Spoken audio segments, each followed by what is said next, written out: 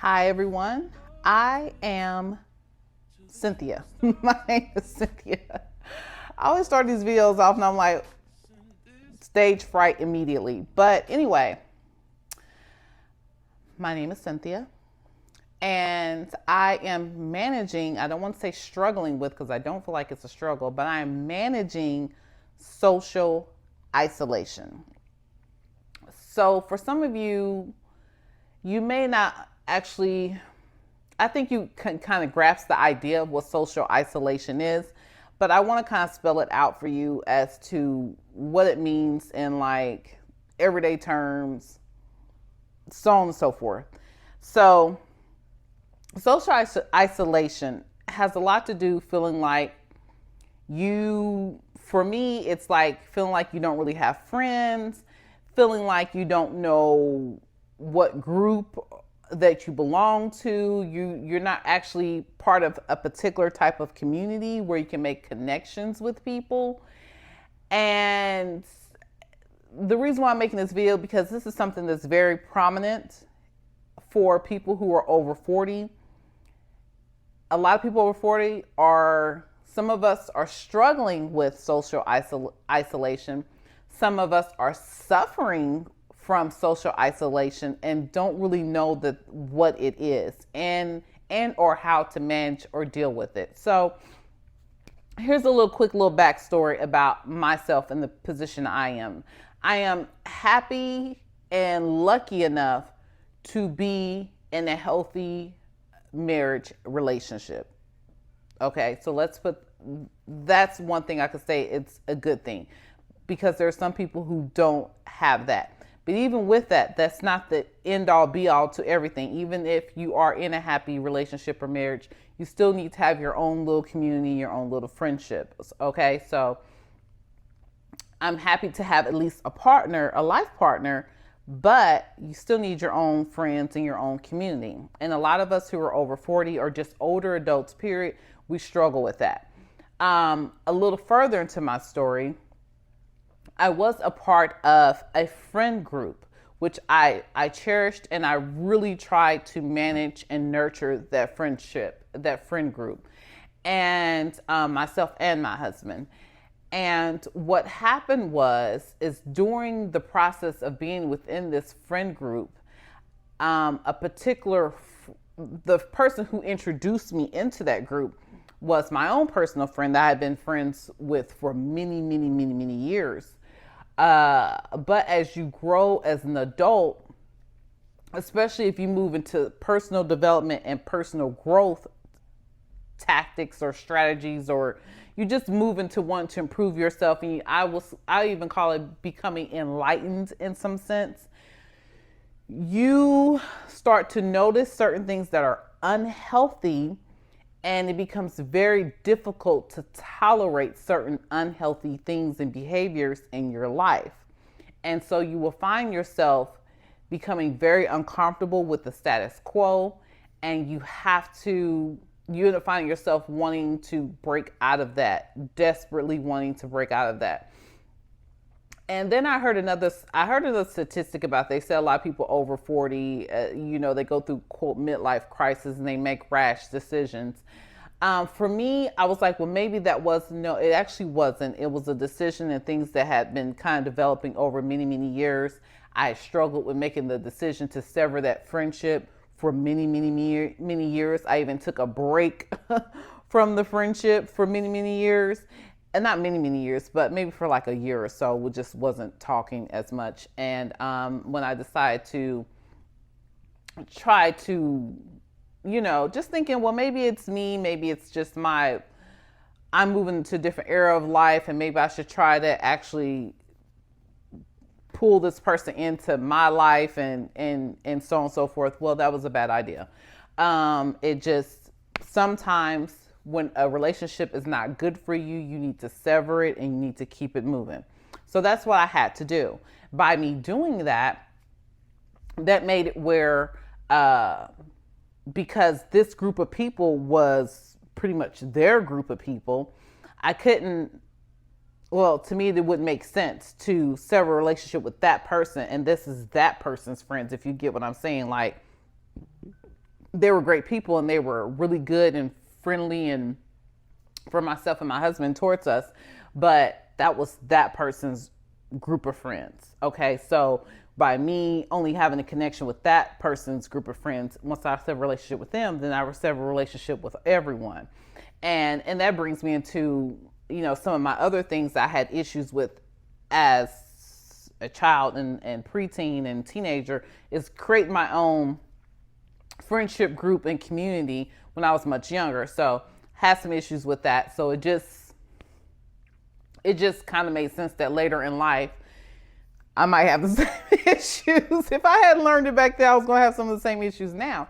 But what I want to say about that is that a lot of us, I feel like it's okay to move out of certain friendships and relationships because you should grow. We should expand and become more knowledgeable. And I feel like you should have several cycles of moving into different relationships with people because you're supposed to be expanding and growing as an individual. So to me, it makes sense, but it can be very traumatic. It can be very painful. It can even be depressing to not have your own friends, have people to talk to, have people to communicate with. But even outside of me moving out of a particular friendship group and situation, my husband had his own friends and things like that but he and I both have been talking about how we've noticed that over a period of time, you kind of just find yourself becoming more distant from some friends that you've had from like 15, 20 years ago. And I think that's because some of us just get comfortable with the fact that, oh, I have this really good friend. I've known them for 20 plus years and we're really good friends. We know each other's family. We know each other's kids, blah, blah, blah. And then we just get very, I would say, even kind of complacent, like, oh, okay, this is just cool.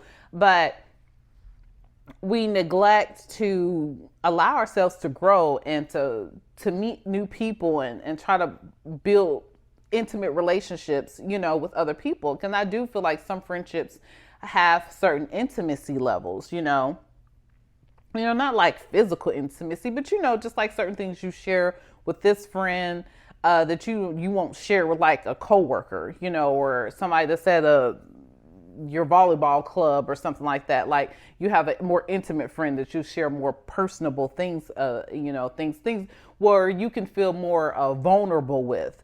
And so a lot of us neglect to do that throughout life. And I don't think it's by choice. I think it's by experience and by consequence, because through life, we experience pain, we experience disappointments. And then you have a whole society and things that are built around fear mongering and making you feel like you need to see all the ways in which you're different and separate from someone else, to the point where you start feeling like you need to be afraid and scared and timid around everyone. And it's so bad. It's so toxic.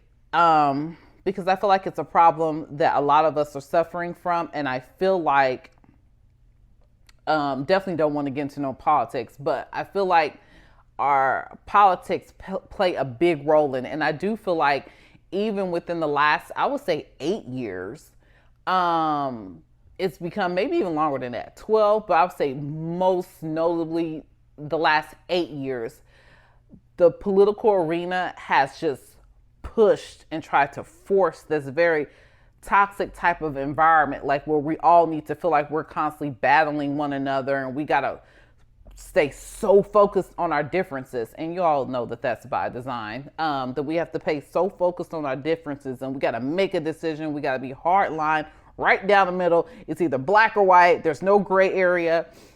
And it's very toxic. It's very unhealthy. It's very harmful to the masses, because a lot of us, as we get older, we have all this built up baggage, and then you have everything in the media telling you how you need to pay attention to how different you are from someone else, and all the things you need to be fearful of. And especially when you have a family, you start to think like, I need to be careful because I want the best for my family. I want to live in the best neighborhood. I want my kids to go to the best schools. I want them to marry the right person. And you start fixating on that to the point where you don't allow yourself to think out of the box, and you don't feel like you can just kind of relax, let your hair down with people that you don't completely even know.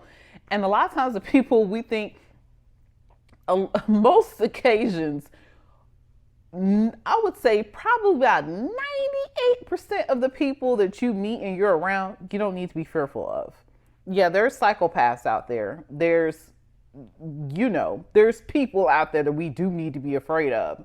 And so, but there's the majority of the people we come in contact with, we don't need to be afraid of them. But we're trained to be that way. And so I feel like social isolation becomes more of a epidemic, like we just can't, a lot of us are suffering from it. And I think we think a lot of times by watching YouTube videos or going through Instagram, or we get in little chat communities that we're making connections with people. And we're really not, we're having what people call these parasocial relationships.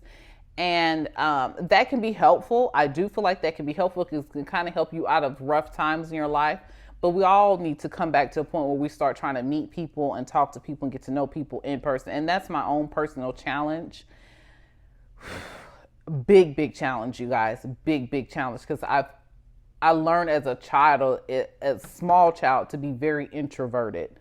So me trying to be more extroverted is very scary, but I'm challenging myself and you guys as well to start finding some sort of community to be a part of. Even if you have to start it online, just try to tap into some community, because some of these communities that start online, they do have meetups and events and things like that where you can meet people in person and you can build relationships that way. I've known people that have gone on cruises and group cruises with people and made lifelong friends.